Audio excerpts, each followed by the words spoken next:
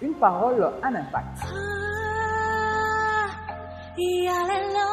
Une parole, un impact. C'est votre émission d'actualité. Elle aborde deux sujets que se posent le croyant et le non-croyant en rapport avec la foi chrétienne et les pratiques exercées dans l'Église d'aujourd'hui et dans l'Église Corps du Christ. Le pasteur répond, c'est maintenant dans une parole, un impact. Bonjour bien-aimés dans le Seigneur, serviteurs de Dieu, de partout où vous nous suivez, que la paix du Seigneur soit avec vous. Votre mission, une parole, un impact, reçoit pour vous aujourd'hui le pasteur Anthony Vano, pasteur responsable de l'église CIF, Cité d'Impact des Foi, à Kitambo, avenue Ohuya. Nous sommes là dans la ville-province de Kinshasa. Permettez-moi de le recevoir pour vous. Bonjour pasteur Anthony. Bonjour madame Astrid. Comment allez-vous? Je vais très bien par la grâce du Seigneur. Comment se porte votre Seigneur? Mon Seigneur se porte merveilleusement bien. Passez le mot. Quel est le petit message d'introduction que vous avez amené pour le peuple de Dieu? Voilà, shalom peuple de Dieu, que Dieu vous bénisse partout où vous nous suivez. La parole que je vous dis aujourd'hui, c'est que notre Dieu fait toutes choses bonnes en son temps. Donc, apprêtez-vous à vivre la main puissante de Dieu dans un domaine dans lequel vous attendez le moins et surtout une chose que Dieu n'a jamais fait jusque-là dans votre vie. Gardez la foi car votre Dieu est fidèle. Amen. Merci beaucoup, pasteur. Je reçois cela en premier. Amen. Notre sujet d'aujourd'hui, c'est l'Église et la famille. On veut donc comprendre le rôle de l'Église dans la famille. Yes. Pasteur Anthony, dites-nous d'abord, c'est quoi l'Église et quelle est la mission que Jésus-Christ a donnée à l'Église? L'Église, c'est l'institution de Dieu sur la terre.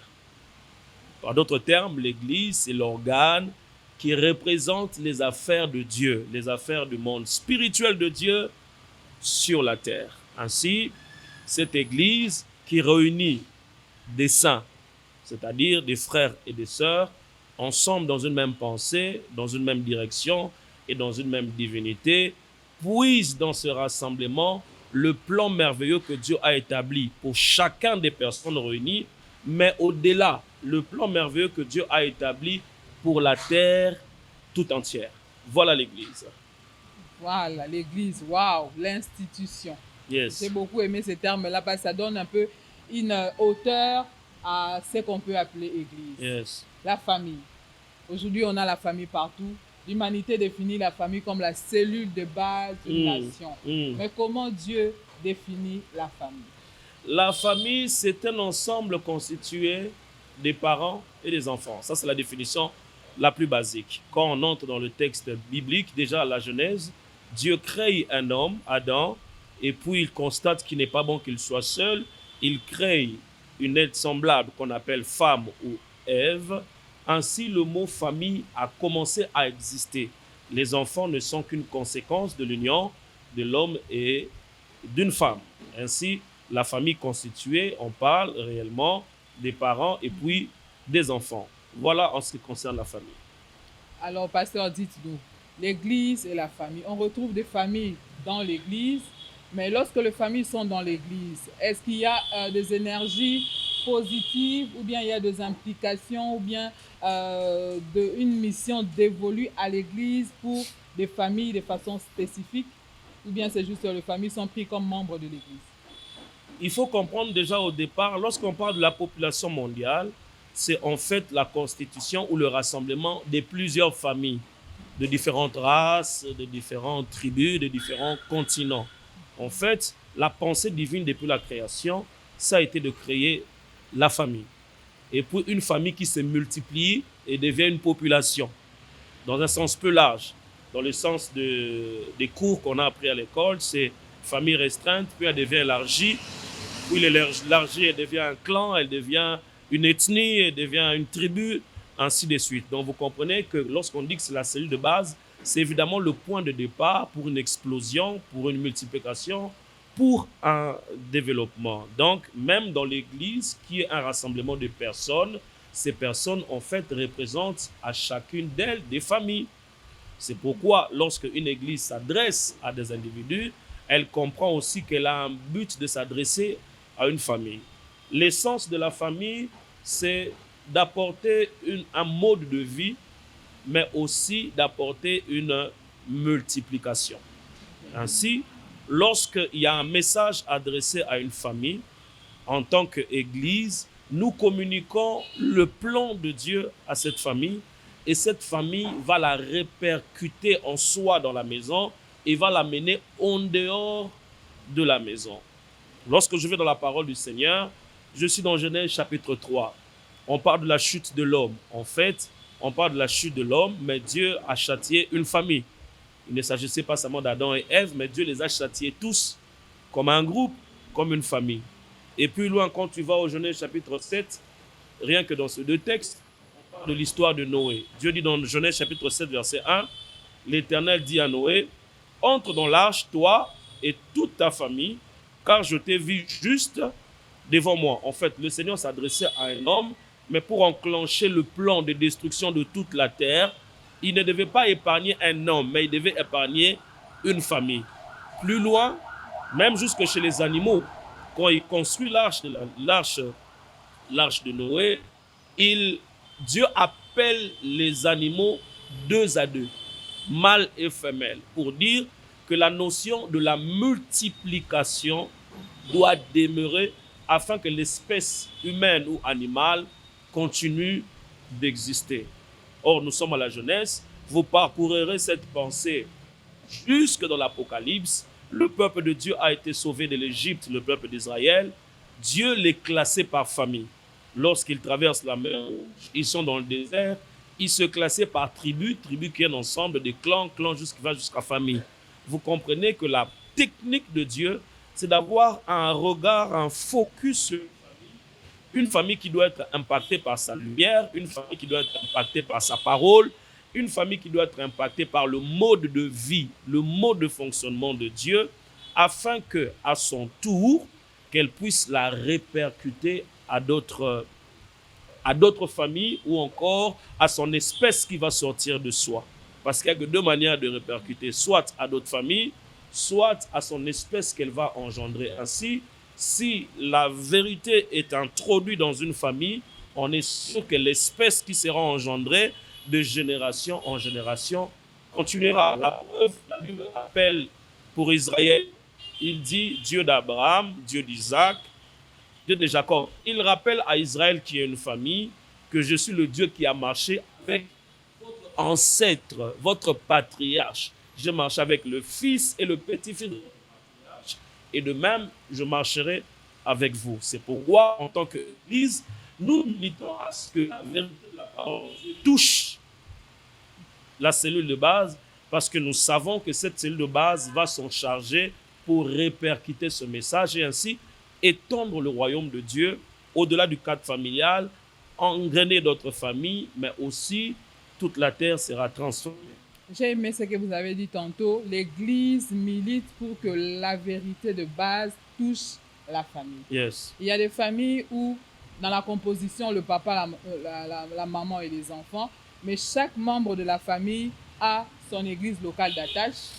Chaque membre de la famille a sa confession religieuse d'attache. Est-ce une bonne chose dans l'optique où l'Église est là pour pouvoir militer pour que la vérité de base entre dans la famille?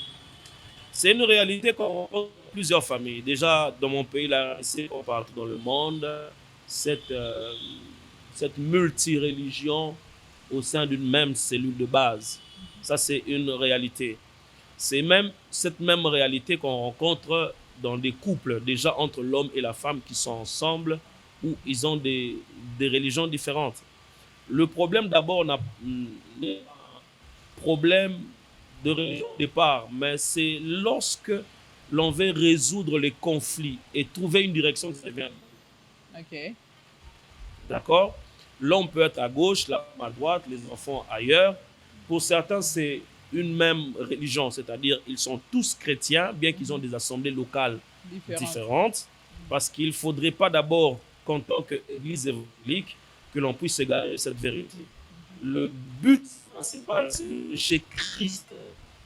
Si Christ est prêché dans sa vérité et dans toute sa totalité, quelles que soient diverses églises, là, il n'y a pas d'abord de problème. Mais le problème survient toujours lorsqu'on fait face à des crises, lorsqu'on fait face à des problèmes, lorsqu'on fait face à des difficultés.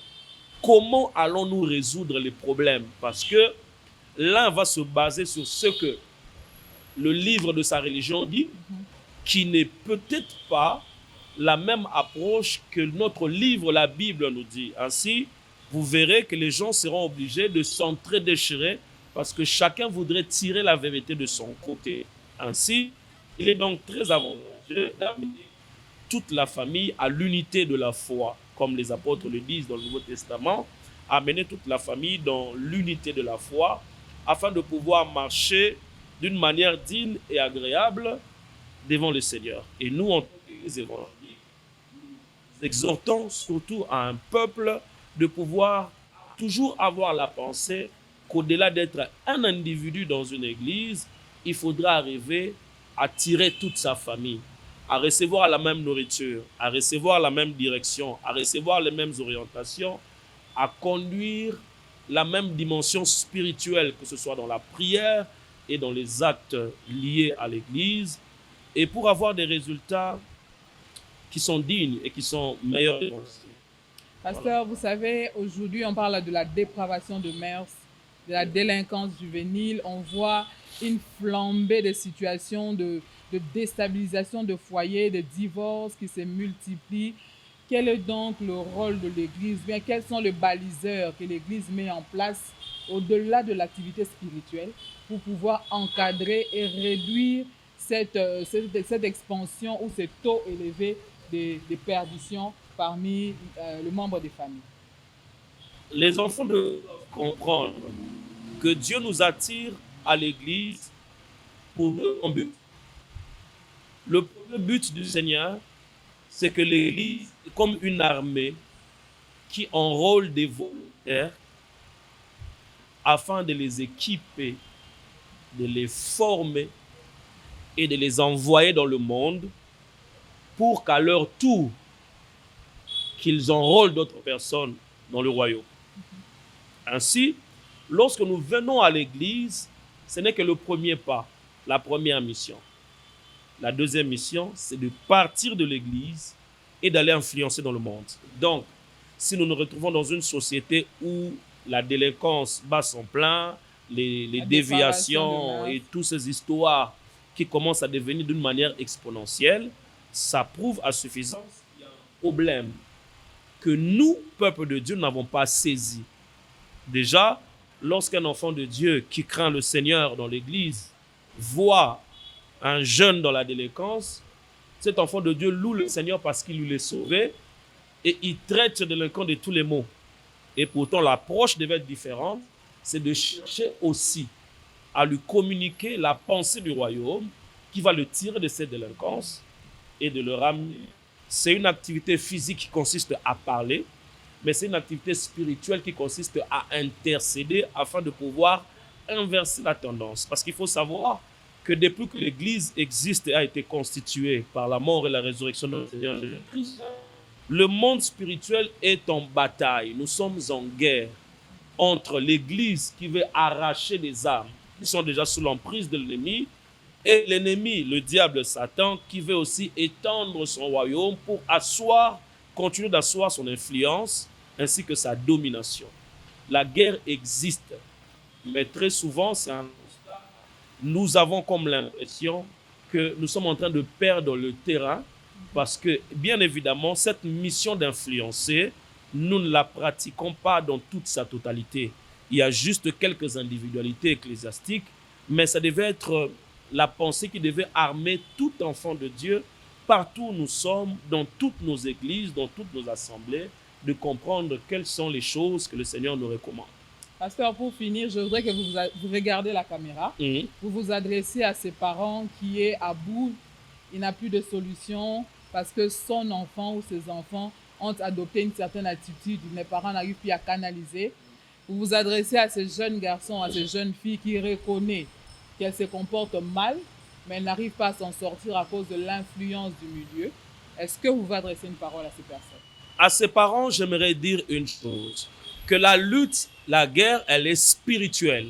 Lorsque le parent a usé de toutes les charmes, de toutes les manières possibles pour amener les enfants à la raison et que cela n'a aucun effet, il doit comprendre que les manifestations de son enfant sont d'origine ou d'essence spirituelle. Donc, il doit, de la même manière, nous allons à la conquête des âmes, de considérer cet enfant comme une âme perdue que le Christ doit récupérer, et c'est un travail de prière. Ce parent doit se mettre à genoux, commencer à intercéder et à réclamer la vie, l'âme de cet enfant, afin de l'arracher des forces des ténèbres. Dans ce cas, vous verrez que le travail se fait facilement. Pourquoi? Tout homme est d'abord esprit, et lorsque vous l'avez récupéré spirituellement, physiquement, vous aurez aussi à faire ce travail. Aux jeunes qui sont dans cette délivrance, j'aimerais leur dire que Dieu dit dans sa parole, je mets devant vous la vie et la mort. Mais il continue en disant, choisissez la vie. Ces jeunes doivent comprendre que la vie est faite de choix. Le choix qu'ils font aujourd'hui de vivre dans la dépravation va les conduire tout droit dans la mort et dans l'éternité à l'enfer.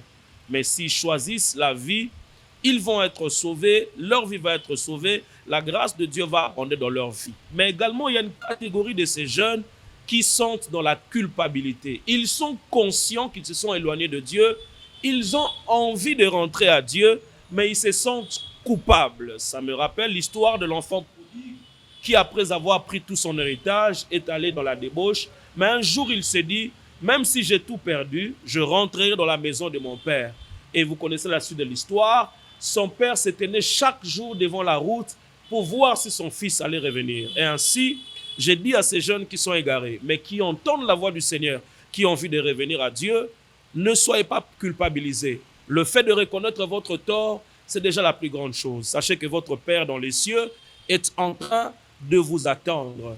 Revenez à lui de tout votre cœur, humiliez-vous sous sa main toute puissante, repentez-vous et demandez pardon à Dieu. Sache que Dieu, dans sa miséricorde, va vous pardonner, il va vous restaurer, il va vous purifier dans son sang et il va encore vous admettre dans sa maison. Soyez bénis. Waouh, c'était merveilleux et ces conseils est à prendre au sérieux. Amen. Que Dieu vous bénisse, Pasteur Anthony. Amen. Merci beaucoup d'avoir été invité et d'avoir partagé avec le peuple de Dieu toute cette expertise. C'est Madame Astrid. J'ai dit merci à tous ceux-là qui nous ont suivis de partout où vous êtes. N'hésitez pas à nous envoyer vos questions. Le pasteur y répondra dans une parole, un impact. Au revoir. Que Dieu vous bénisse. Amen. Merci. Une parole, un impact. Hallelujah, sayang, yes,